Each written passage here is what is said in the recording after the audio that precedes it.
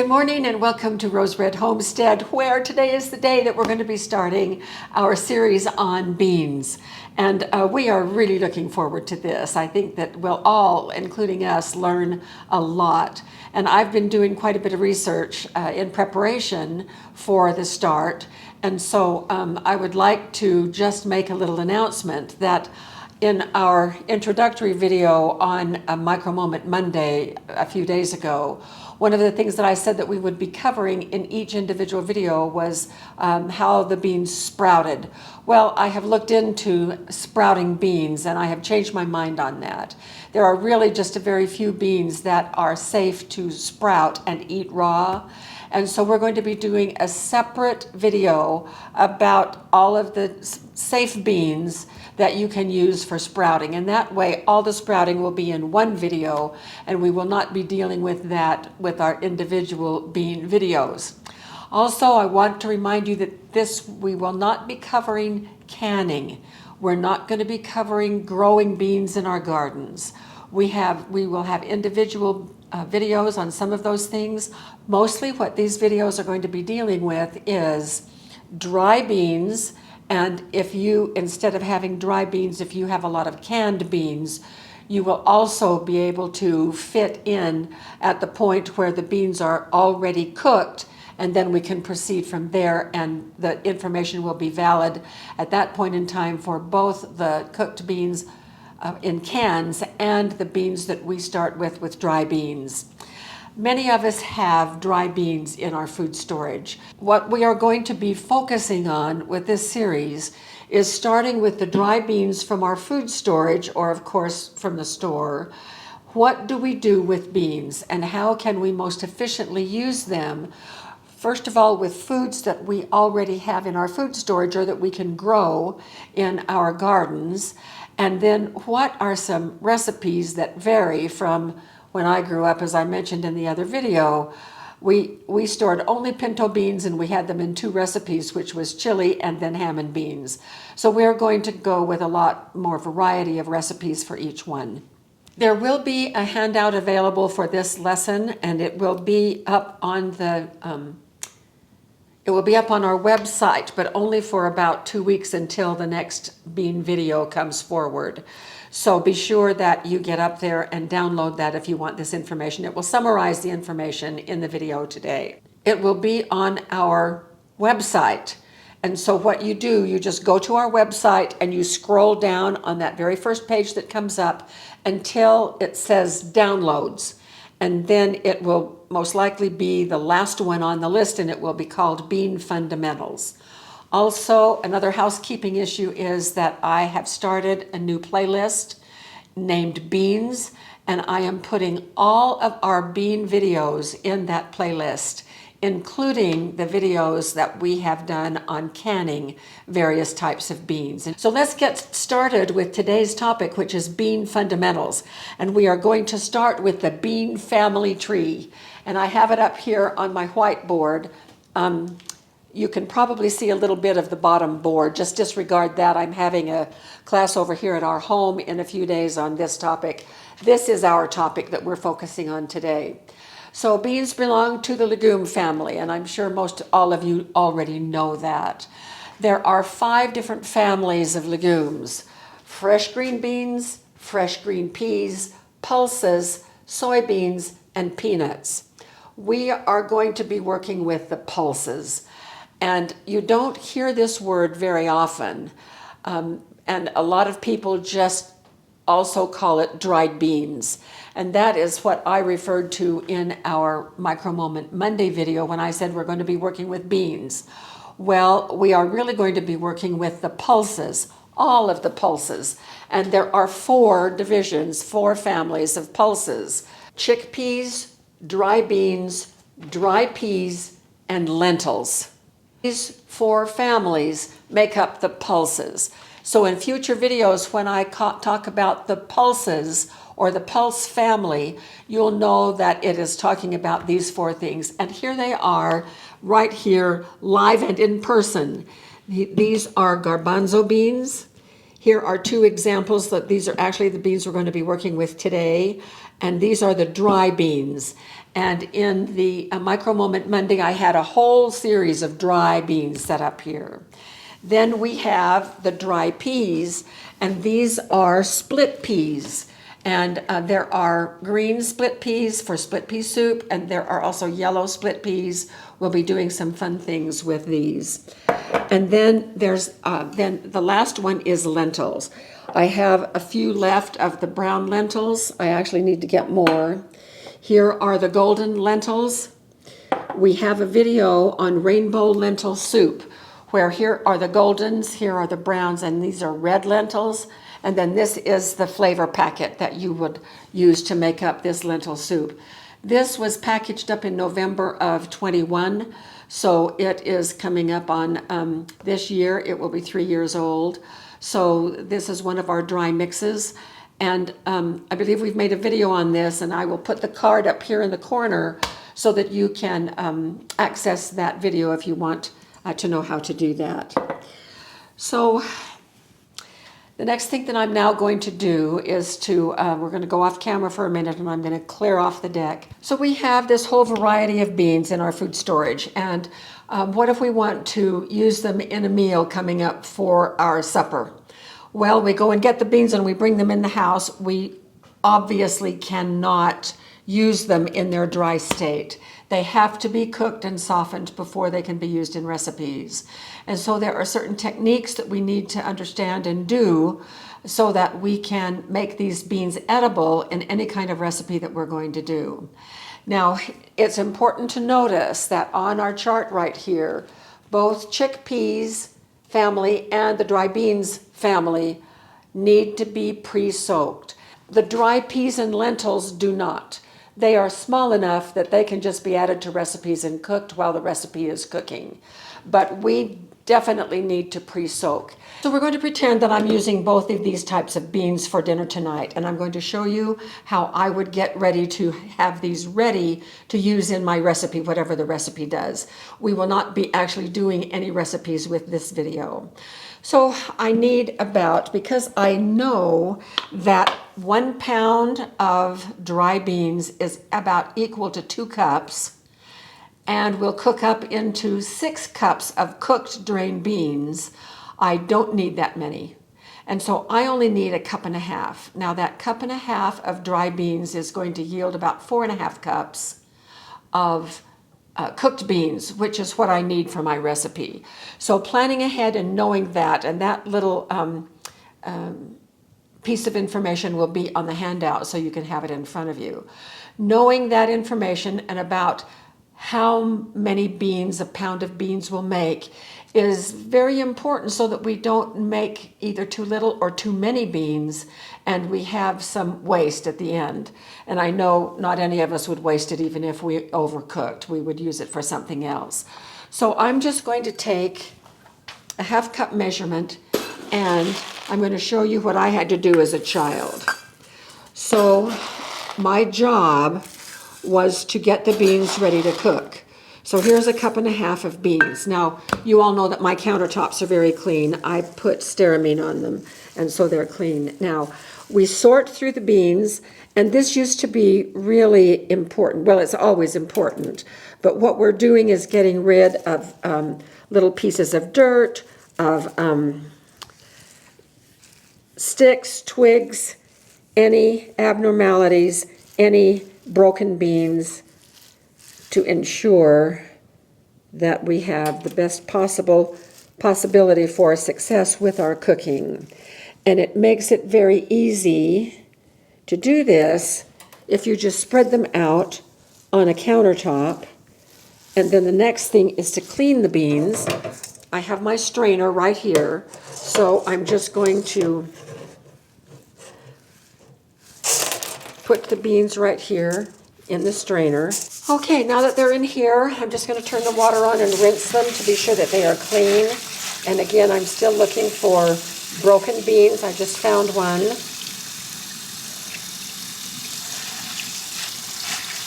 These beans are now ready for soaking. So I'm going to put them in my pot. And there's another broken one. Elusive little critters. And I'm going to fill the pot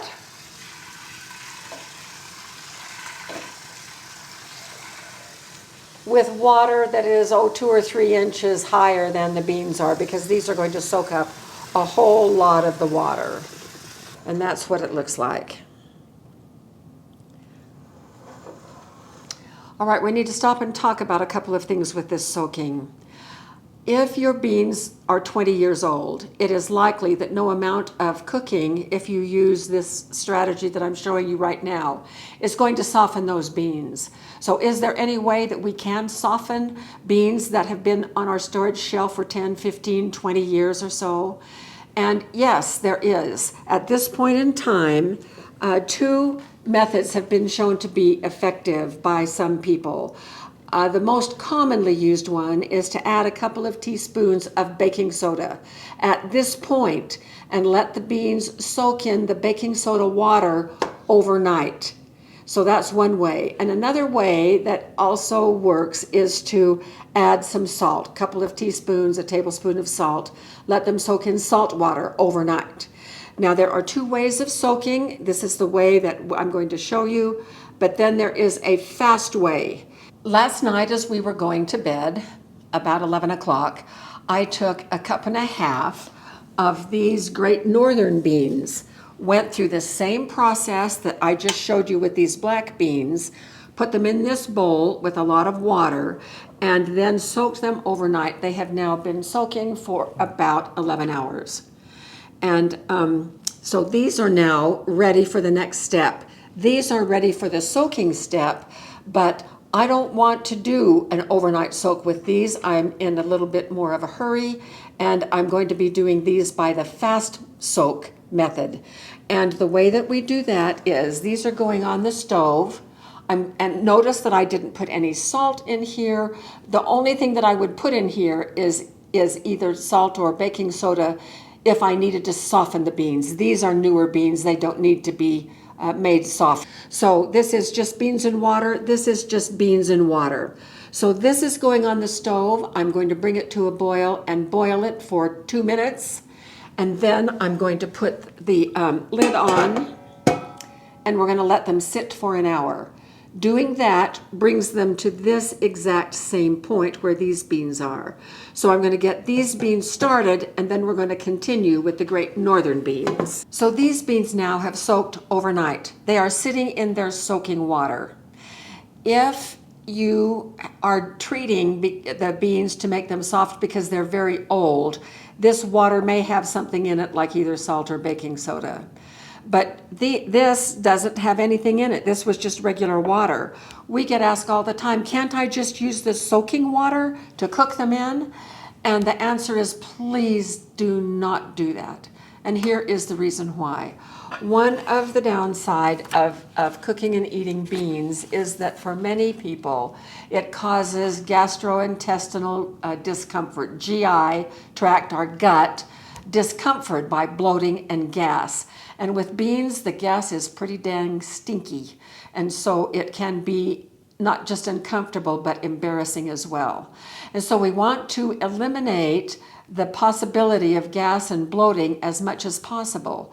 Well, what is in all of these dry beans is there are 3 reasons why beans can cause us GI discomfort. One is because these are complex carbs, and among the ingredients, among the makeup of the complex carbs is oligosaccharide, which humans can't digest. And so what happens is it goes through the small intestine and gets into the large intestine, and it sits there for a little while and ferments. The fermenting byproduct is gas, and that is one of the reasons why we get gas, is because of the complex carbs, the parts of the complex carbs that we cannot digest well. Those oligosaccharides is a sugar.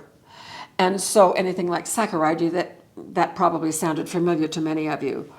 When we soak beans, a lot of that nasty stuff leaches out of the beans and gets into the water. Well, are we sure that we want to cook our beans in the water that has those components to it that are going to make us uncomfortable? No, so that is why we want to rinse. The second thing that can cause gas when we eat beans is because they're very rich in fiber. And fiber is excellent for our digestive tract. But if we pack too much fiber in all at one time, or if we do a quick uptake, if we change our diet so that we're taking on a whole lot more fiber, we are likely to have the very same thing happen, where the fiber gets into our large intestine, ferments, and then causes gas and bloating. Then the third reason is because they are high in lectins. Lectins are a protein that are found in beans, and they're not super desirable, I guess we could say. Some people are more sensitive to the presence of lectins, and that can also cause gas and bloating. So what we want to do to help with the gas and bloating issue is to get rid of the soaking water.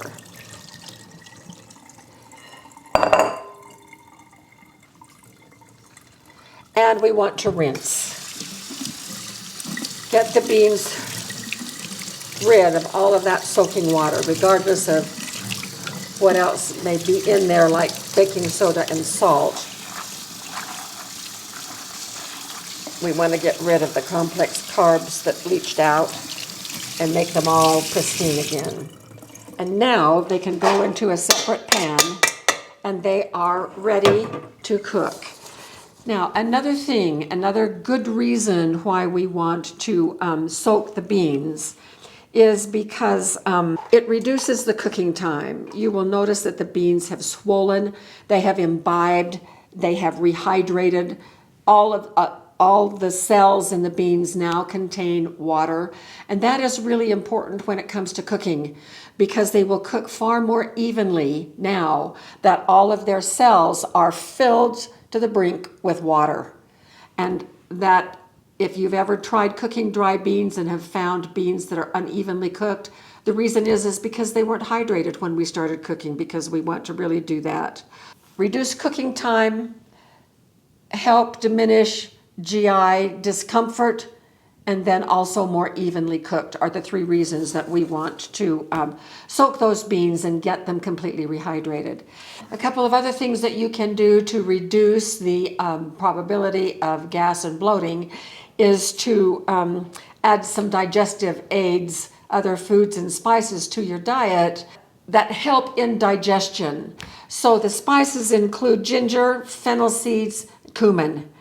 And then there is a whole list of other foods that I found very interesting that also will help our digestion, expedite moving that extra complex carbs, the oligosaccharides, and also the fiber out of our system. And that is pineapple, avocados, bananas, mangoes, papaya, raw honey, which I like, kefir, and then sauerkraut, and then ginger, which I think I already mentioned. Ginger, Yeah. So those things will also help aid our digestion. And now all we need to do is just put water over the top, and we don't want to put salt in at this point in time. And for most recipes, we don't want to add anything to the beans, particularly anything like salt or anything that is acidic. Sometimes we like to put a ham hock in here or other things, and we'll cover that when we get to individual recipes. Because these beans are hydrated, they do not need now a lot of extra water. So I'm going to put these on the stove and we're going to get them cooking. And it will take probably an hour and a half. And then when these come back to a boil, I'll show you that, and we'll be back shortly. Here are our black beans just boiling away. They have about 1 more minute. And then I'm going to turn the heat off and just leave them right here for 60 minutes. Now here are our great northern beans. They are simmering, and this is about, let's turn it up just a little bit. We need them to, I don't want to boil them super hard, because that will release the skins and they'll bang into each other, and what we want is to try to keep them in as good a shape as possible. So just a slow simmer like that for the duration of the cooking time until they are soft is all that we need. Well, we are back, and I just checked our Great Northern beans, and they are not quite soft. Probably another 15 or 20 minutes. It's been just a little bit over an hour. And our black beans have been soaking for an hour, so it is now, that has taken the place of the overnight soak. So we are now going to put them through the strainer and get rid of all of that soaking water. Then we are going to cook our black beans using the Instant Pot. It's actually my Instant Pot Max. Now, when we cook beans, we can do it either way, but either way is much better if we have soaked and rinsed them ahead of time, especially because we want to get rid of all of the undesirable things that have leached out into the soaking water. So I'm going to go get the black beans, and then I have my strainer set right here in the sink. I'm going to dump the beans right into that strainer, then we will rinse them and put them in the pot. The water is very black. That water was very black from the beans themselves, but we're just now rinsing, and these are still just very hard. They're hydrated though, so that's a good thing. So just rinsing, rinsing, rinsing. And now we're going to just put them right in this Instant Pot. I have 3 cups of hot water I'm going to pour in, and I don't need all 3 cups. I have used just a little over about 2 1/4 cups, just enough to cover the beans. And then the cool thing is, because we have soaked these beans prior to cooking, it is only going to take about 10 minutes for these to process. All right, so I'm going to select pressure cook. I'm going to set the time for 10 minutes. And with my venting, I want it to do a fast vent. All right, and then we're going to start. We're 75 degrees inside right now. The time will start counting down as soon as it reaches the proper temperature.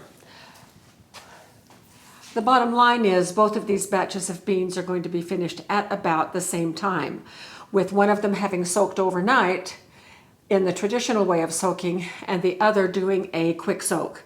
So we will be back when both batches are done and we can see our results. All finished, and they finished within 5 minutes of each other. So let's take a hard look at these to see what the results are and compare the cooking type. So these were on the stove top, and they cooked for about an hour and a half. And you can see that some of them have jumped their skins. So there are just some loose skins in the mix here. But I have no problem at all with these. Now over here, these, and of course it's a different variety of bean, and these have turned out beautiful. I don't see any loose skins. There's no jumping their skins on this one. So these are firm and round, but both are very, very soft. These are Great Northern. These are black beans. One of the other things that we do with our beans is that we make fast beans, and they are so convenient. So this whole process that we have been through today to get them to this point, if you're going to make fast beans, you remove these cooked beans to either your freeze dryer or your dehydrator, and you dry them until they are perfectly dry, and then you can store them in jars with vacuum sealing or oxygen absorbers, and then you can rehydrate them in about 2 or 3 minutes and use them immediately in hot recipes or salads or whatever you like. So these are some freeze-dried Great Northern beans. Now, and we've done videos on these, you can see that these are dry, but they're very cooked. The skins are quite loose on these. These are the black beans. And they hardly look like black beans because they're all broken apart. And as we were doing our videos and our first efforts on fast beans, one of the things that I learned was, and this is very important for your outcome, now depending on what you're going to use them for, this type of crumbling might not matter, but it might matter. And so the best cooking method to use for fast beans is the stovetop and not the pressure. The pressure canned beans seemed to pop like popcorn, whereas the stovetop cooked beans turned out just fine. And both the dehydrator and the freeze dryer do a good job. This concludes the fundamentals of beans. We'll be doing these processes with just about every variety of beans that we will be working with. And so this portion will not be repeated in the other videos. Rather, we will be focusing on the characteristics of the beans and what they're best suited for, and then practicing with some recipes. So thank you so much for joining us for this first video in this series. Please tell your friends. Let's get lots of people involved in this. It's a very important thing to know, to have this amount of protein plus other nutritious characteristics in a food that is so good for us and has such a long shelf life. So thanks so much, and we will see you soon for more videos.